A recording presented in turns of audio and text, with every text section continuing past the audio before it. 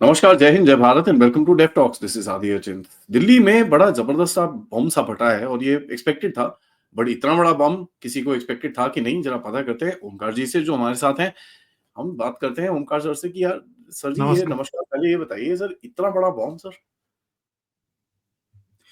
देखिए, जब ये शराब घोटाला जो है पूरा खुला था और जिस समय इनकी गिरफ्तारियां वगैरह होनी शुरू हुई थी, पहले विजय नायर जो इनके सहायक थे उसकी गिरफ्तारी हुई, फिर मनीष सिसोदिया की गिरफ्तारी हुई, इसके बाद जो है संजय सिंह अंदर गए, इसके अलावा केसीआर की बेटी के कविता जो है वो हैदराबाद से गिरफ्तार की गई।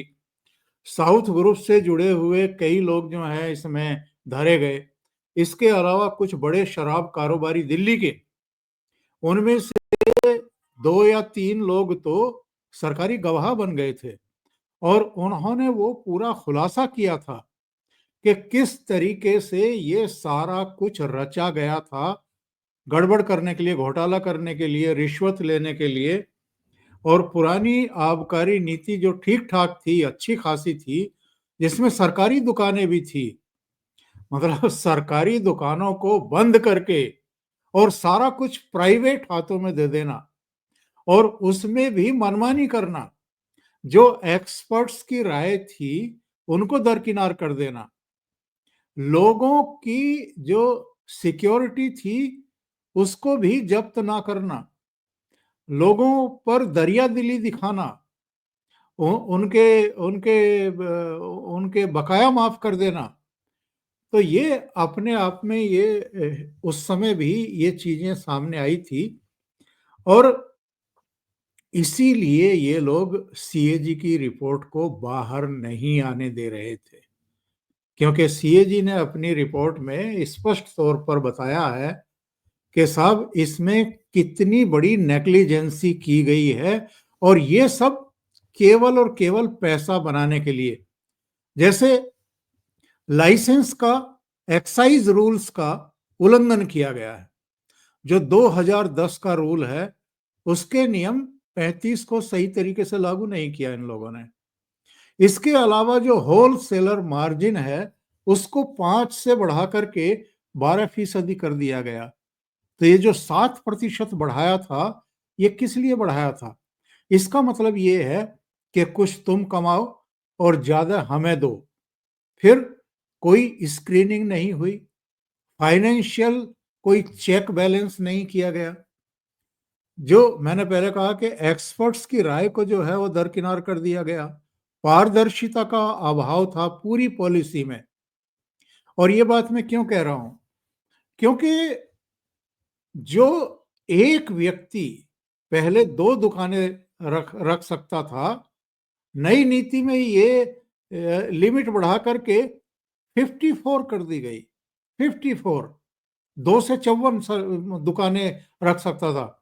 पहले सरकार की जो है करीब करीब 377 दुकानें थी। नई नीति में 22 प्राइवेट प्लेयर्स को लाइसेंस मिले, इसकी व्यवस्था इन लोगों ने कर दी और पूरी तरीके से एकाधिकार उनको दे दिया गया। इसके अलावा जो कैबिनेट का एक प्रोसीजर होता है उसका उल्लंघन किया गया। उपराज्यपाल की सलाह तक नहीं ली गई। अच्छा, आवासीय इलाकों में अवैध दुकान खोलने की छूट दे दी गई। शराब की जो कीमतें हैं उसमें तो यहां तक कर दिया गया कि एक बोतल के साथ एक फ्री। मतलब उसमें उसमें जो पारदर्शिता होती है कीमतों में, उसका उल्लंघन इन लोगों ने किया। टेस्टिंग से संबंधित नियमों का उल्लंघन इन्होंने किया। और जो सीएजी की रिपोर्ट में भी ये बात कही गई है कि ईटीबी ने शराब की तस्करी रोकने के लिए कोई कार्रवाई ही नहीं की और जो जब्त भी की गई है शराब, उसका 65% देशी शराब था वो। और बार बार ये करने के बावजूद कोई बड़ी कार्रवाई उनके खिलाफ नहीं की गई और जो डाटा मैनेजमेंट था उसमें गड़बड़ी पाई गई और अवैध शराब के व्यापार को एक तरीके से इन लोगों ने छूट दे दी, बढ़ावा दिया उसको। तो बहुत सारी चीजों का इसमें खुलासा हो गया है। अब तो एक पीएससी बना दी है स्पीकर ने, और उन्होंने कहा जो कार्रवाइयां ईडी कर रही है, सीबीआई कर रही है, अब अदालतों में जो चल रहा है, अरविंद केजरीवाल जो 5.5 महीने जेल में रह करके आए हैं, मनीष सिसोदिया रह करके आए हैं करीब 1.5 साल से ज्यादा, संजय सिंह 6 महीने रह करके आए, के कविता 5-6 महीने रह करके आई, वो कार्रवाई चलती रहेगी, ट्रायल चलते रहेंगे कोर्ट में।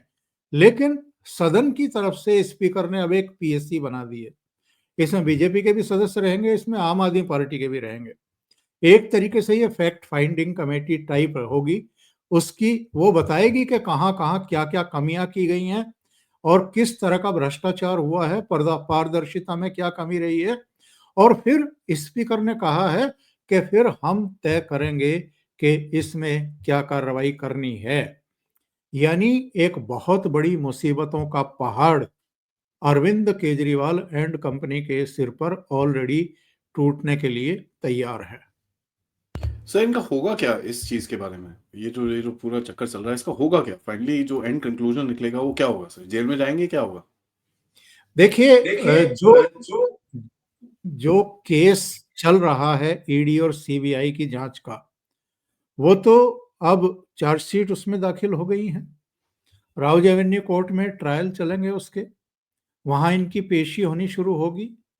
जो बचाव पक्ष है इनकी तरफ से वो अपने काम करेगा, जो सरकारी पक्ष है, और अब तो सरकार भी चूंकि भारतीय जनता पार्टी की आ गई है, तो अब वो सब तो होगा नहीं जो ये खेल कर सकते थे इनकी सरकार के रहते।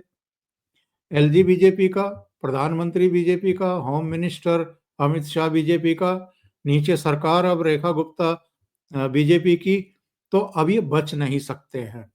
इसमें ठीक तरीके से कार्रवाई हो गई, सुनवाई हो गई, प्रमाणित कर दिया गया सब कुछ जो हुआ है, और उसके पूरे दस्तावेज हैं, मनी ट्रेल है, सारा कुछ है, जो साउथ की कंपनी से इन्होंने पैसे पकड़े थे वो सारा कुछ है।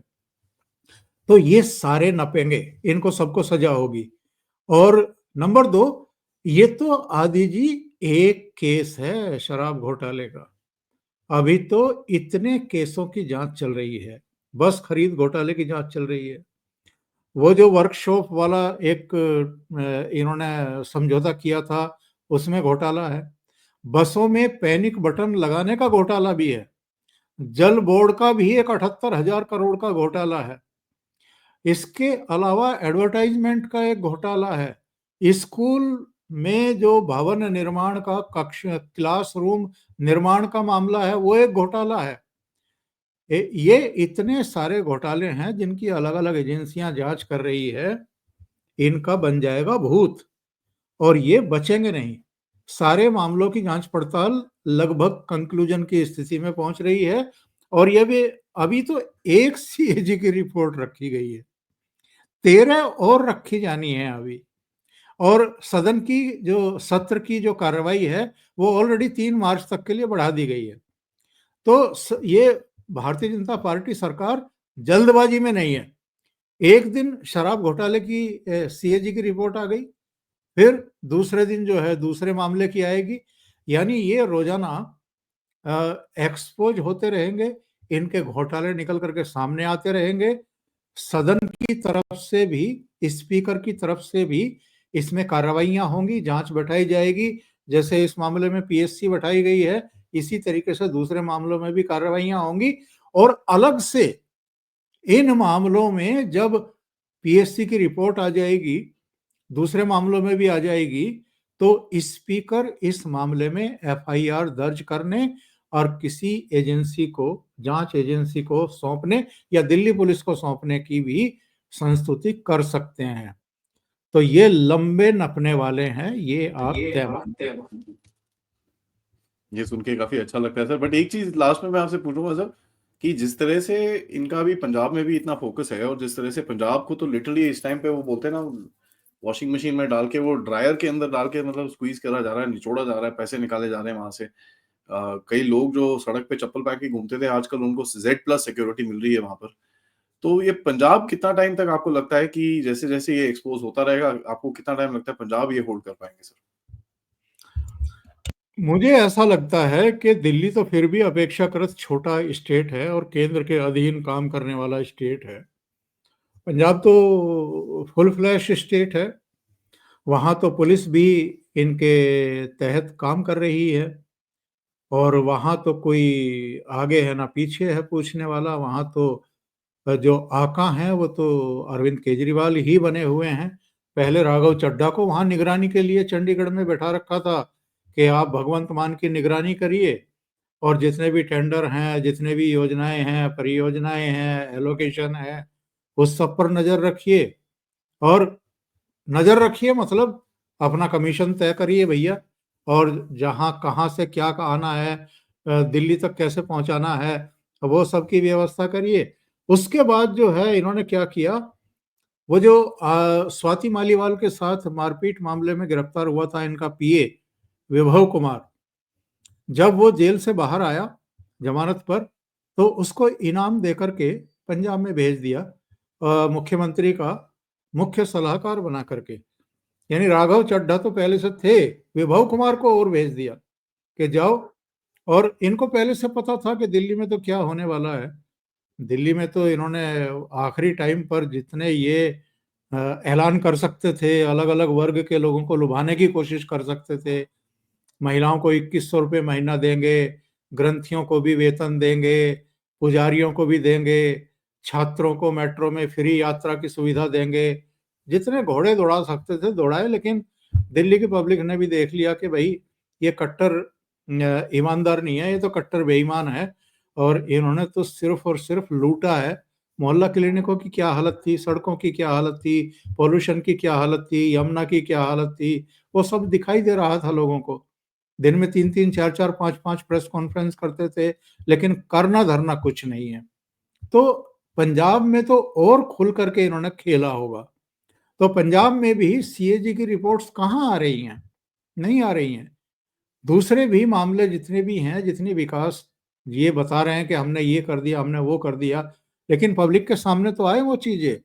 जो सीएजी की रिपोर्ट्स हैं अलग अलग डिपार्टमेंट की, उनको सामने लेके तो आओ। जैसे दिल्ली में इन्होंने सारी सीएजी की रिपोर्ट दबा के रखी थी, 14 अलग अलग सीएजी की रिपोर्ट, ऐसी पंजाब में भी हो रहा है। और पंजाब और दिल्ली यानी भगवंत मान और अरविंद केजरीवाल के बीच में भी मतभेदों की, खींचातानी की कुछ खबरें तो बीच में आई थी। अब वो कितनी सच है, कितनी नहीं है, वो तो बाद में पता लगेगा। पर सब कुछ ठीक ठाक नहीं चल रहा है, ये संदेश संकेत तो आ रहे हैं। और जब दिल्ली में ये सब कार्रवाइयां ऑलरेडी शुरू हो चुकी हैं, तो पंजाब में भी ये देर सवेर होगा।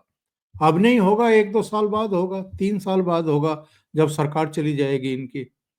पर आप ये देखिए, 3 साल तो हो गए, 3 साल तो हो गए। फरवरी 2022 में बनी थी और उस समय इन्होंने पंजाब की महिलाओं को भी ये झांसा दिया था कि जैसे ही हमारी सरकार बन जाएगी, पंजाब की हर महिला के खाते में 18 साल से ज्यादा की उम्र की जितनी महिलाएं हैं, सबके खाते में 1000 रुपये आना शुरू हो जाएगा।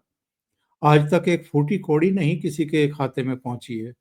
तो 3 साल में ये जो पंजाब की महिलाओं का 1000 रुपये महीने का जो आपने झांसा दिया था, वो पैसा कहाँ गया और क्यों नहीं दिया आपने? तो लोगों को बेवकूफ बनाया है वहां भी। तो ये चीजें देर सवेर सामने आ रही हैं, लोगों की समझ में भी आ रही हैं। और मुझे लगता है कि पंजाब भी अब, दिल्ली में तो शुरू हो गया है, पंजाब में कब तक ये बचे रहेंगे? Thank you so much sir. आपने एक बड़ा कंसाइज वे पे पूरा बताया है इसको, बड़े छोटे स्वीट शॉर्ट एंड स्वीट तरह में। So thank you so much आपके टाइम के लिए। आपसे बातें चलती रहेंगी, तब तक नमस्कार, जय हिंद, जय भारत। जय हिंद। जय हिंद।